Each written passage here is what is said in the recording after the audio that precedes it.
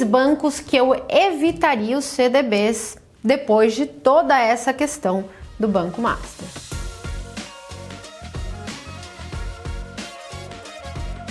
A gente viu nesses últimos meses a liquidação extrajudicial de alguns bancos, como o Master, como o Let's Bank e agora como a Will Financeira. Dentro de todo esse contexto, vocês me perguntam muito em qual banco investir, mas também em qual banco não investir. Então, quando eu costumo falar para vocês, no Renda Fixa Pro, que é o relatório que eu toco na Nord Research, a gente faz análise de mais de 40 bancos. Então, eu vou mostrar para vocês aqui a análise de 3 bancos e dizer por que eu acho que é melhor evitar esses bancos.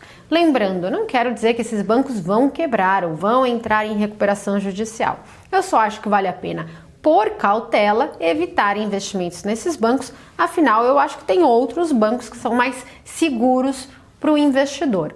Lembrando que eu sou sim analista CNPI, então eu posso fazer recomendação de acordo com a legislação, tá? Então isso é sim uma recomendação de investimento e eu tenho aí a qualidade técnica e a certificação para fazer esse tipo de recomendação. O banco original ele foi fundado em 2011 e ele pertence à JF Investimentos, que é a holding familiar dos irmãos Batista, né, da JBS, que tem a JBS e outras empresas também, tá?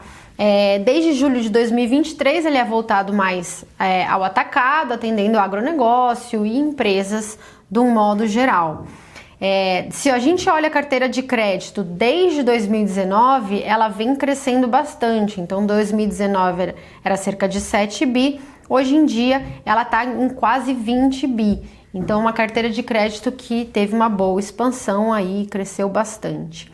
De controle de risco, ao longo de 2022 e 2023, a gente viu a parcela DH dessa carteira piorar bastante, ou seja, aqueles créditos ou com atraso ou de emissores mais complicados, né, com alguma probabilidade grande de se tornarem inadimplentes, aumentou bastante. Isso é sempre um ponto de atenção. Aqui é um gráfico das despesas de PDD que mostra também essa questão da inadimplência. Aumentou muito a inadimplência, você tem que fazer provisão para esses inadimplentes e, portanto, isso bate no lucro, né, da empresa, com uma queda grande da margem financeira, que é aquilo que você recebe por emprestar o dinheiro, e portanto a gente vê vários anos aqui de prejuízo no balanço. Então 2019 prejuízo, 2020 prejuízo, 2021 prejuízo, 2022 prejuízo, 2023 prejuízo, 2024 um pequeno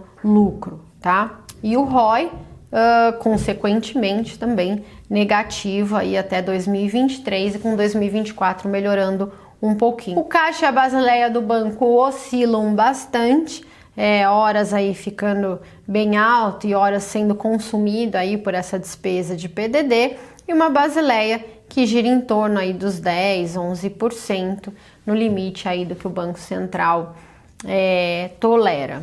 E 2025, Marília? 2025 ele aumentou um pouco seu resultado, né? Então no primeiro semestre ele teve um lucro líquido aí de 12 milhões, ainda baixo, mas aumentou a basileia aí para uns 15%, então dando um pouquinho mais de folga na basileia, mas ainda um resultado, né, que começa a melhorar agora. A gente tem que ver a consistência, a gente tem que ver como é que vai ser esse resultado ainda ao longo dos próximos anos, mas é um banco aí com bastante histórico de prejuízo, então isso é uma das coisas que mais chama a nossa atenção, né, e por isso a gente prefere evitar. Segundo banco que a gente prefere evitar é o atual Banco Pleno, antigo Banco Voiter. Era um banco que pertencia ao conglomerado do Master, mas que foi vendido antes da decretação da recuperação extrajudicial. Quando você olha aí o resultado do banco, a gente viu uma carteira de crédito aí em torno de 1.3 bi, chegou a cair aqui até 2003, mas voltou a subir em 2024, uma carteira DH controlada, né, em termos de risco, sem grandes oscilações, mas quando a gente vai para a margem financeira, a gente vê uma margem negativa, e quando a gente vai para o lucro também, anos aí de prejuízo, né, 18, 19, 20, 21, 22, 23, e aí o resultado melhorando em 2024, que é uma situação similar mais ou menos à que a gente viu do banco original. Então também um banco aí que tem que se provar ainda, com muito prejuízo, né, nos resultados, ainda distante aí da segurança de outros bancos que a gente acha melhor. E por último, que ficaria na minha lista é evitar o Banco BRB. O Banco BRB aí acabou de anunciar uma fraude contábil, né, no valor de aproximadamente 12 bilhões de reais, então um valor bem razoável numa carteira de crédito de mais ou menos 60 bi, então um percentual alto aí de fraude contábil. E agora a Brasília está sendo chamada, que é o controlador do BRB, né, o BRB é o Banco de Brasília, e o Estado está sendo chamado a capitalizar o banco sob o risco de uma possível recuperação judicial, extrajudicial, decretada pelo Banco Central. Então acho que é o terceiro banco aí que eu evitaria se eu fosse um investidor e procuraria outros bancos numa situação um pouco mais confortável, tá? Marília, se eu já tenho o CDB desses bancos, o que eu faço?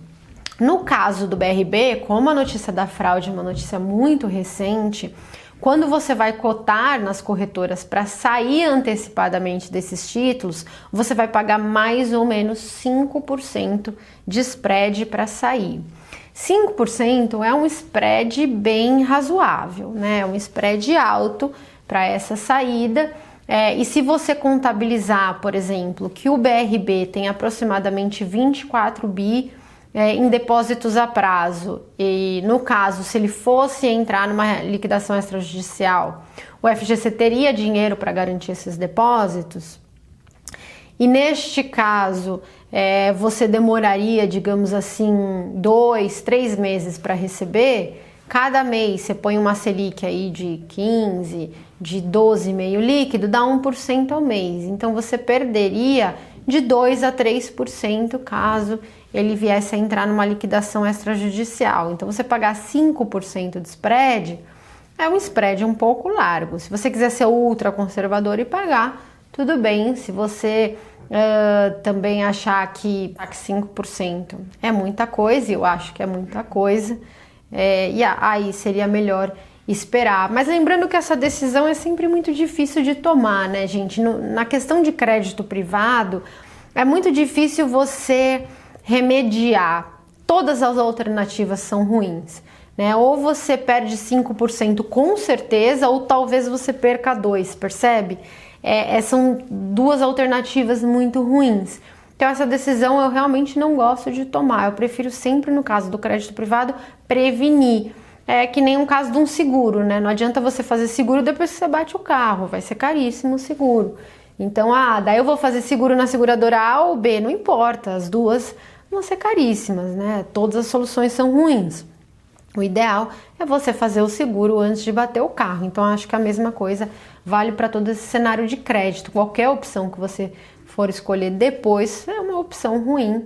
E aí é muito difícil falar qual é a pior de todas, né?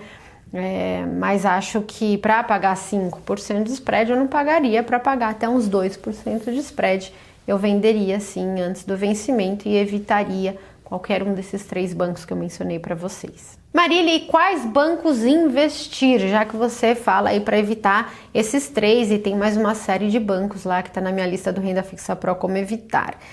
Temos no Renda Fixa Pro uma lista extensa de bancos seguros, que dão rentabilidade há vários anos, com uma boa posição de caixa, uma boa posição de Basileia, alavancagem baixa e ainda assim pagando taxas muito boas. Para essas recomendações eu vou deixar um link aqui embaixo do Renda Fixa Pro, que é o meu produto de renda fixa que tenho certeza que vocês vão gostar. Se você olhar aqui, no Renda Fixa Pro nós temos não só a recomendação de bancos, como temos também uma recomendação de qual título investir. Então, Marília, é melhor investir nos pré-fixados, pós-fixados, indexados à inflação, enfim, tá tudo aqui no relatório, além de uma análise macro, acompanhamento do cenário macroeconômico e um curso também de como investir melhor em renda fixa, como entender marcação a mercado, entender análise de crédito e tudo mais. Então, eu espero que dessa forma eu consiga te ajudar. Muito obrigada a todos e até a semana que vem.